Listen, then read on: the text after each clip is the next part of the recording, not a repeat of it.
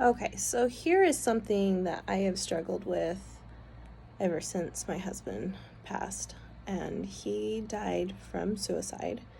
So, a little bit different scenario than a lot of people who have lost their spouse, but something that I have always felt and struggled with is the fact of how they died, um, or how he died, really shadows the rest of his life.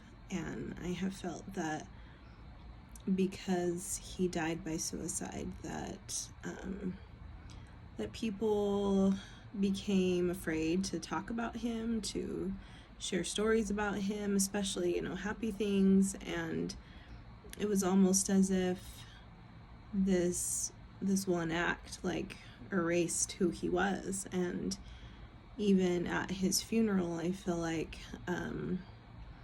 he really didn't get the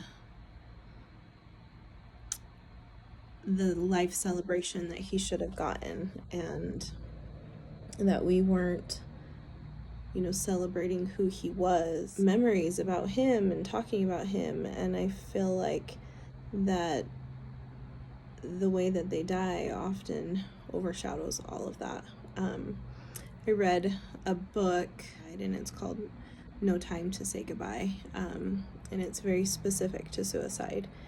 And one of the things they do talk a lot about in there is just how that you don't get to, I think, grieve the same way, or remember people the same way, or celebrate the same way. It's like that their whole life becomes how they died instead of who they were when they were alive. And that's how we should remember people who have died. So I think it's very sad, and it's been something that I've struggled with from the beginning.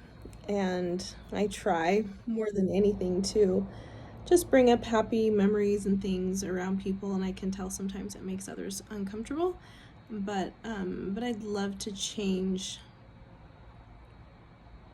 that stigma or that scenario that's in place for people that do die by suicide, because we've lost them.